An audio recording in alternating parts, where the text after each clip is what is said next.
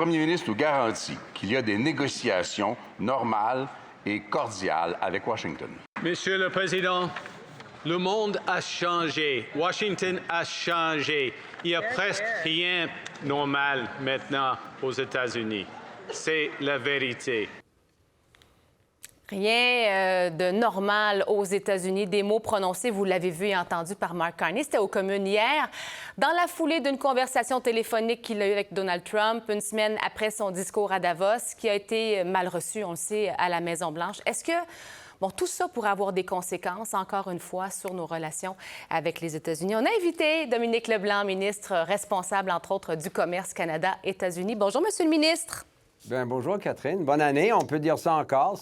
C'est janvier. C'est vrai. On ne s'était pas encore parlé. Alors, bonne année à vous aussi. Année qui va être chargée quand même, Monsieur Leblanc. Revenons sur ce discours du premier ministre à Davos qui a fait beaucoup réagir. À ça s'ajoute cette réaction en Chambre hier.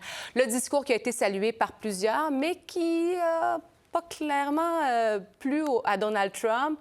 Est-ce que c'est pas un peu jouer avec le feu, ça, quand on connaît nos relations actuelles, Monsieur le ministre? Moi, je pense pas, Catherine. Il faut, à un moment donné, dire la vérité aux Canadiens puis aux partenaires mondiaux, pas simplement faire écho aux États-Unis des commentaires des gens de l'administration ou des commentateurs américains. M. Carney a fait un discours réfléchi à Davos. Il a décrit une situation en termes d'échanges commerciaux qui a beaucoup changé.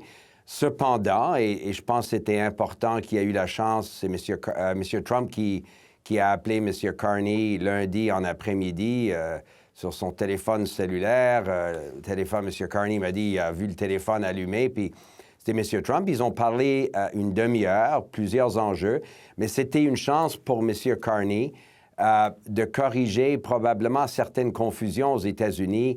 Il y a beaucoup de gens qui ont parlé, par exemple, que le Canada poursuivait une entente de libre-échange avec la Chine, qui est pas permis d'ailleurs dans l'ASEUM, ni par les États-Unis, le Mexique ou le Canada. Moi, j'ai pu, avec le représentant commercial, l'ambassadeur Greer, en fin de semaine, et avec Howard Lutnick, expliquer que ce n'était pas du tout le cas. Et je pense que ça a diminué. On espère que ça a diminué la température. Ça a mis un peu les pendules à l'heure. Il y avait une accélération de confusion ou d'informations qui n'étaient pas correctes aux États-Unis. Alors, c'était une chance pour M. Carney de parler au président sur plusieurs enjeux. Évidemment, les enjeux commerciaux, mais pas simplement ça. Oui, parce que M. Carney, hier, quand on lui a posé des questions justement sur cette conversation téléphonique, il a dit que vous, depuis 36 heures, vous aviez parlé avec plusieurs de vos interlocuteurs aux États-Unis aussi. Vous avez dû défendre l'entente.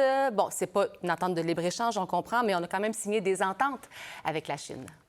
Absolument. Un peu comme les Américains ont fait, Catherine, l'automne passé, leurs fermiers de soie. Et j'ai discuté de ça avec l'ambassadeur Greer en fin de semaine. C'est lui qui a demandé un appel. On a jasé peut-être une heure. Lui a compris très bien que c'était une entente avec la Chine très ciblée pour une durée limitée, vraiment dans 2-3 secteurs de l'économie. Moi, je suis député de l'Acadie. J'ai des pêcheurs de homards dans ma circonscription.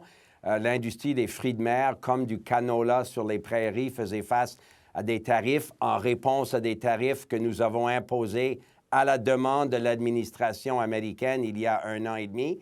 Alors, on s'est trouvé dans une situation fâcheuse et M. Carney a pu diminuer la température, ouvrir un marché de plusieurs milliards de dollars pour des fermiers et des pêcheurs et de l'industrie de fruits de mer au Canada.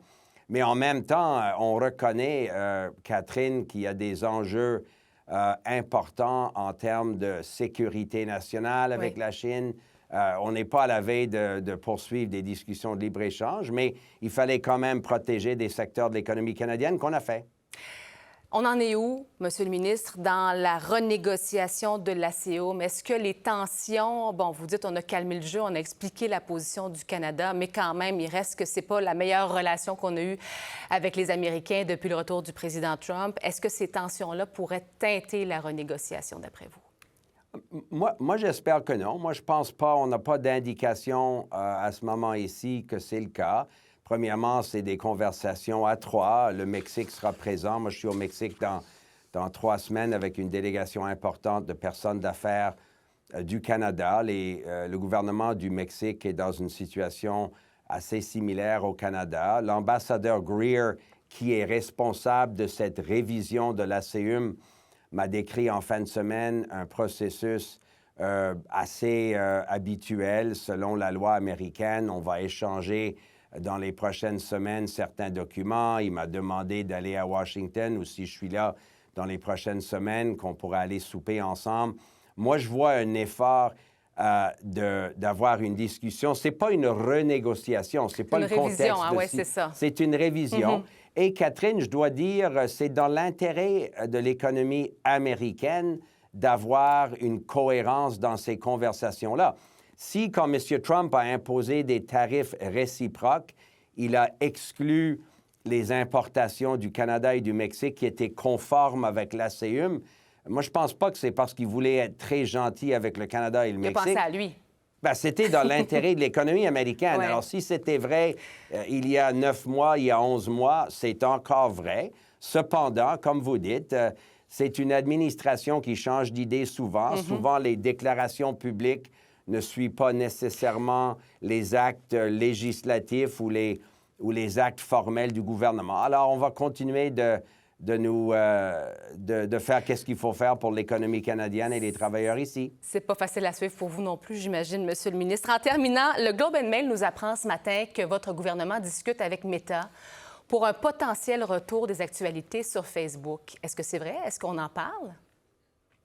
Moi, je ne suis pas au courant des discussions avec Meta. Moi, je sais que dans un air de mésinformation, de désinformation, moi, je trouve ça dommage que quelqu'un qui est sur Facebook, Instagram, ne peut pas avoir accès au site de Radio-Canada ou au site de CBC, des nouvelles fiables, de qualité, d'intégrité. Est-ce qu'on pourrait faire un compromis pour peut-être faire avancer les négociations, le dossier commercial?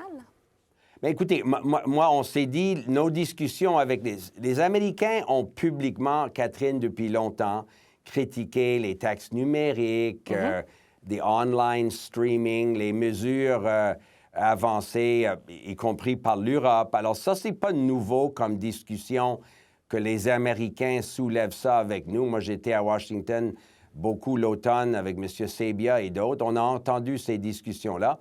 Mais moi, je pense, à un moment donné, il faut avoir une cohérence. Aussi longtemps que notre industrie du bois d'œuvre fait face à des tarifs douaniers complètement non justifiés, l'acier, l'aluminium, vous connaissez la liste. Oui. Si à un moment donné, ils veulent qu'on ait une discussion cohérente sur ce genre d'enjeu-là, mais il faudra que ce soit dans le contexte d'une discussion économique qui va protéger et améliorer la situation économique où on se trouve ce matin quand je vous parle du studio à Ottawa. Vous me disiez bonne année d'entrée de jeu. Je le disais qu'elle allait être occupée. Vous allez revenir nous voir là, après vos discussions, entre autres aux États-Unis et au Mexique, Monsieur le ministre? Mais chaque fois que vous m'invitez, Catherine, je suis à Parfait. l'émission. Vous Alors... m'avez invité 2 fois, ça m'a fait plaisir. Alors, on va vous réinviter. S'il y a une troisième, absolument. Merci, Monsieur le ministre. Bonne journée, au revoir. Au revoir.